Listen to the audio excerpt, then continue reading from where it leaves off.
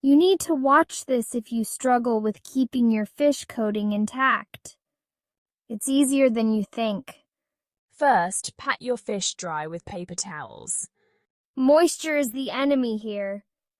Next, follow the magic coating sequence. Flour, egg wash, breadcrumbs, or cornmeal.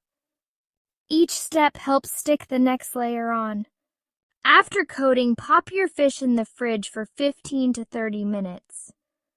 This helps the coating set.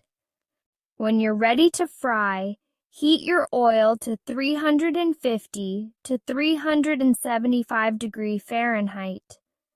A thermometer is your best friend here. Don't overcrowd the pan. Fry a few pieces at a time to keep the oil hot and the coating crispy. Handle with care using tongs or a slotted spatula, and avoid flipping too often. Once done, drain on a wire rack or paper towels. No stacking.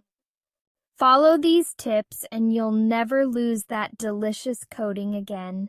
Happy frying! Subscribe to Mangalore KA19 for more.